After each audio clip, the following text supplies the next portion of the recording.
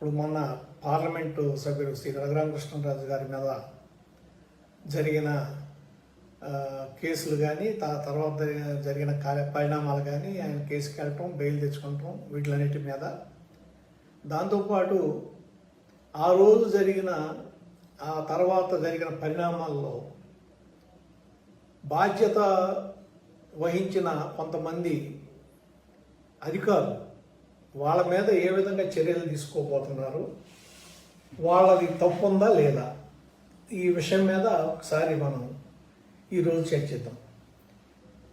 యాక్చువల్గా రఘురామకృష్ణరాజు గారిని అరెస్ట్ చేసి తీసుకొచ్చిన తర్వాత ఆయన్ని రిమాండ్కి తీసుకెళ్లారు. ఓకే, అంతవరకు బాగానే ఉంది. కానీ మరుసటి రోజున ఆయన కోర్టుకి హాజరుపరచగానే సిఐడి మ్యాజిస్ట్రేట్ గారికి ఆయన క్లియర్గా చెప్పారు, నన్ను కస్టోడియల్ వైలెన్స్కి గురి చేశారు, రిమాండ్లో ఉన్నప్పుడు నన్ను కొట్టారు, ఇదిగో నా ఒంటి మీద దెబ్బలు, నా కాలు మీద దెబ్బలు అని చూపించారు. చూపిస్తే రిమాండ్ రిపోర్ట్ తీసుకొచ్చిన తర్వాత కూడా సిఐడి వారిని ఆ మ్యాజిస్ట్రేట్ గారు తిరస్కరించి రిపోర్ట్ని మొత్తం అన్ని ఒంటి మీద ఉన్న గాయాలతో సహా తిరిగి మళ్ళీ తీసుకురామని చెప్పి రిమాండ్ రిపోర్ట్ మార్చమని చెప్పి దాంతోపాటు గాయాల తీవ్రతని అది ఎప్పుడు జరిగింది ఏంటి అనేది చెప్పమని చెప్పి దానికి 2 హాస్పిటల్స్, ఒకటి Guntur general hospital, 2 private hospital, Ramesh hospital, ఈ రెండింటికి తీసుకెళ్ళి దాని మీద రిపోర్ట్ తీసుకోమని చెప్పారు. ఆ మరుసటి హైకోర్టు కూడా ఆ రిపోర్టు 2 గంటలకల్లా మా టేబుల్ మీద పెట్టండి అన్నారు. అక్కడి నుంచి అసలు ప్రతిదీ వైలేషన్సే, ఎక్కడా కూడా సవ్యంగా జరిగిన దాఖలాలు లేవు. 2 గంటలకి టేబుల్ మీద పెట్టమంటే వాళ్ళు 5:30కి తీసుకొచ్చి అప్పటికి ఈ కోర్టు రిజిస్ట్రార్ గారు వరుసపెట్టి ఫోన్లు చేస్తే లాస్ట్లో రిపోర్ట్ ఇచ్చారు. దాంట్లో కూడా మళ్ళీ ప్రైవేట్ హాస్పిటల్ తీసుకెళ్లకుండా డైరెక్ట్ అక్కడి నుంచి మళ్ళీ రిమాండ్కి తీసుకెళ్ళిపోయారు. సరే, రఘురామకృష్ణరాజు గారు ఏంటంటే ఆయన మరి ఎందుకనో ముందు నుంచి వీళ్ళ మీద అనుమానం ఉందో ఏంటో ప్రిపేర్డ్గా ఉన్నారు కాబట్టి వెంటనే హైకోర్టుని, సుప్రీంకోర్టుని ఇవన్నీ ఇమ్మీడియట్గా వెంటనే టచ్ చేయగలిగారు.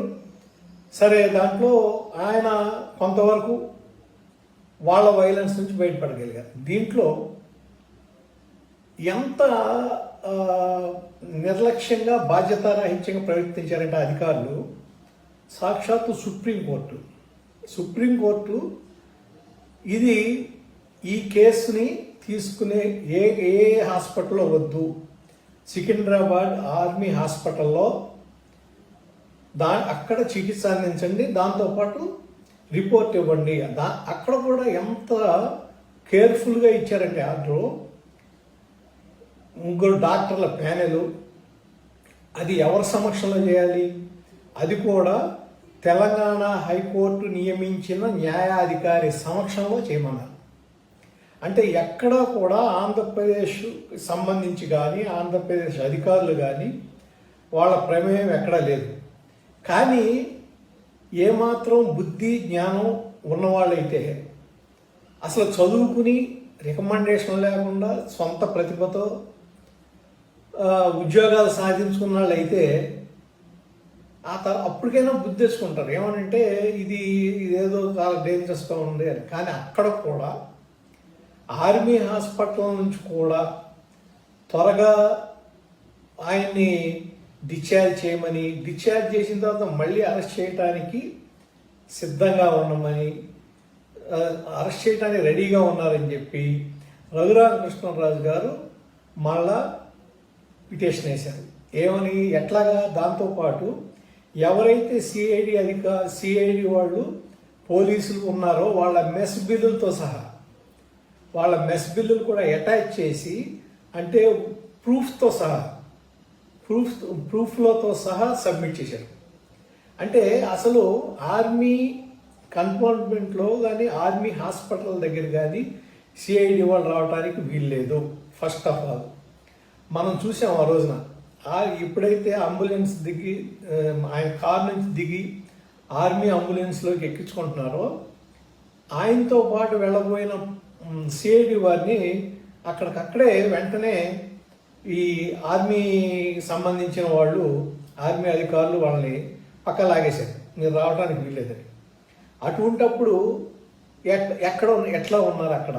దీనికి కారణం రఘురామకృష్ణరాజు గారు చెప్పింది ఏంటంటే, టీటీడీ ఈఓ ధర్మారెడ్డి గారు, ఆయన యాక్చువల్గా మన రాష్ట్రానికి సంబంధించిన అధికారి కాదు, ఆయన రక్షణ శాఖకు సంబంధించిన అధికారి. ఆయన డెప్యుటేషన్ మీద వచ్చాడు.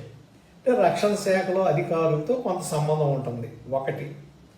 రెండు, అక్కడ ఆర్మీ హాస్పిటల్లో రిజిస్ట్రార్ గారు, ఆయన కేపీ రెడ్డి గారు, ఆయన ఒకడు. వీళ్ళిద్దరూ కుమ్మక్కై తనని అరెస్ట్ చేయడానికి వీళ్ళతో పాటు గుంటూరు ఎస్పీ అమ్మిరెడ్డి గారిని కలుపుకొని చేశారు. దీంట్లో ఈ మొత్తం ఎపిసోడ్లో వీళ్ళతో పాటు డీజీపీ గారిది, జగన్మోహన్ రెడ్డి గారిది, అలాగే సిఐడి డీజీ సునీల్ కుమార్ గారిది పాత్ర ఉందని ఈయన కోర్టుకు తెలిపారు. తర్వాత ఎన్హెచ్ఆర్సి, నేషనల్ హ్యూమన్ రైట్స్ కమిషన్కి చెప్పారు. అలాగే ఇవాళ లోక్సభ స్పీకర్ ఓం బిర్లా గారికి ఫిర్యాదు చేశారు. ఇప్పుడు దీంట్లో ఈ అధికారులు ఎన్ని కేసులు ఎదుర్కొంటున్నారంటే, వాళ్ళ తెలివి తక్కువ మూలనో లేకపోతే వాళ్ళు ఏముందలే, ప్రభుత్వం ఏం చెప్తే అది చేయాలి, రూల్స్ రెగ్యులేషన్స్ ఫాలో అవ్వక్కర్లేదు అనే దానికి అన్న అభిప్రాయంతో ఉన్నవాళ్ళు ఇవాళ దానికి పెనాల్టీ చెల్లిసిపోతున్నారు. నిన్న ఇప్పుడు ఏమీ లేదు అని కొంతమంది ఏం చెప్తారంటే, అసలు ఒక వైఎస్ఆర్సిపి కార్యకర్తలాగా పనిచేసిన గుంటూరు ఎస్పీ అమ్మిరెడ్డి గారు ఆయన్ని ఇవాళ అక్కడ ఆ పోస్టుని తీసేసి విఆర్లో పెట్టారు. కారణం ఏంటి? అందిన సమాచారం ప్రకారం home ministry, central home ministry నుంచి వచ్చింది. ఇతను చేసిన పనికి ఎప్పుడైతే రఘురామకృష్ణరాజు గారు ఇచ్చారో, ఇతను చేసిన తప్పుకి ఇమ్మీడియట్గా అతనికి పోస్టింగ్ ఇవ్వద్దు, విఆర్లో పెట్టండి, అంటిల్ ఫర్దర్ ఆర్డర్స్ అతనికి ఏది పోస్టింగ్ ఇవ్వద్దు అని ఆదేశాలు వచ్చినాయని కొంత సమాచారం ఉంది. అలాగే ఇదే విధమైన చర్యలు ఈవో ధర్మారెడ్డి గారి మీద, అలాగే సునీల్ కుమార్ గారి మీద, అలాగే ఏదైతే గుంటూరు జనరల్ హాస్పిటల్లో ఈ ఆరోగ్యపరమైన రిపోర్టు ఇవ్వటానికి కారణమైన డాక్టర్ గారి మీద, వాళ్ళ బృందం మీద కూడా చర్యలు తీసుకునే అవకాశాలు ఉన్నాయి. ఇక కేపీ రెడ్డి గారు అయితే ఇది గనక ప్రూవ్ అయితే ఆయన కోర్టు మార్షల్ని ఎదుర్కోవాల్సి వస్తుంది. అంటే దీంతో ఏం పని లేదు, ఈ కోర్టులు ఇవన్నీ ఉండవు, కోర్టు మార్షల్ చేస్తారు. ఆ డేంజర్ కూడా ఉంది. దాంతోపాటు ఇవాళ ఎన్హెచ్ఆర్సీలో కేసును ఎదుర్కొంటున్నారు. ఎన్హెచ్ఆర్సీ రిపోర్ట్ ఏముంది, అదొక కేసు ఉంది. అట్లాగే ఈ అన్నిటికన్నా ముఖ్యమైనది ప్రివిలేజ్ మోషన్. ఈయన తన సభా హక్కులకు భంగం కలిగించారు వీళ్ళందరూ అని చెప్పి వారికి ఓం బిర్లా గారికి, స్పీకర్ గారికి పిటిషన్ ఇచ్చారు. అంటే రేపు ఈ అధికారులందరినీ పార్లమెంట్ పిలిపించి నుంచోబెట్టి విచారించి శిక్షించేటానికి కూడా అవకాశం ఉంది. కోర్టుకు కూడా పని లేదు, కోర్టుతో కూడా పని లేదు, వాళ్లే శిక్ష విధించవచ్చు. దాన్ని ఎవరిలో ఏ కోర్టు ఏమీ చేయదు. అంటే ఆదేశాలని సవ్యంగా పాటించకుండా ఇష్టం వచ్చినట్టు ప్రవర్తించినందుకు హైకోర్టు సుమోటోగా కోర్టు ధిక్కార నేరం ఆపాదించింది.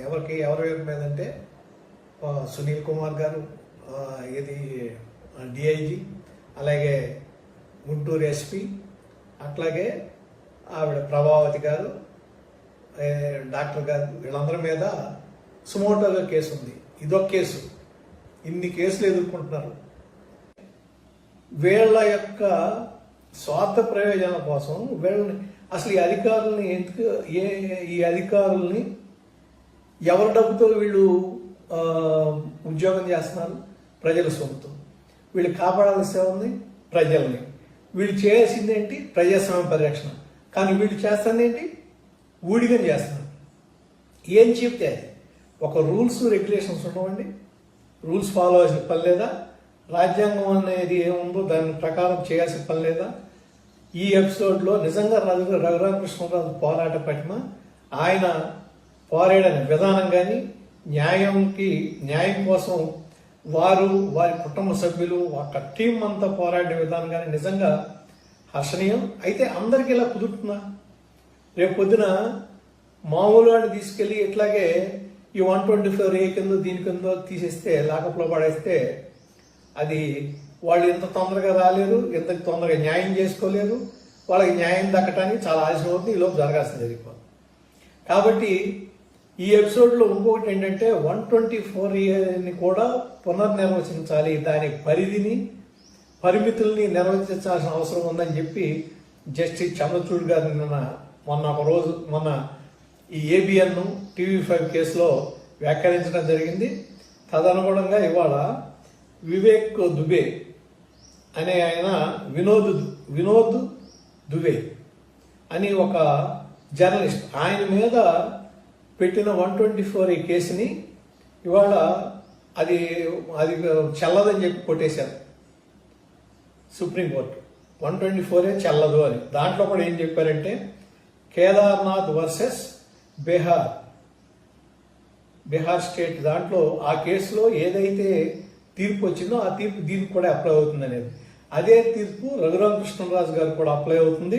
కాబట్టి ఆయన మీద 124A కొట్టేస్తారనేది స్పష్టమవుతుందని చెప్పి తెలియజేసుకుంటూ, ముందుగా ఇప్పటికైనా సరే ఈ మిగిలిన అధికారులు, ఇవాళ ఒక ఆయన బీఆర్లోకి వెళ్ళాడు, రేపు ఒక ఆయన ఉద్యోగాల నుంచి పక్కకి వెళ్తాడు. అట్లాగే పోలీసు అధికారులు అనేక మంది మీద చర్యలు జరుగుతాయి.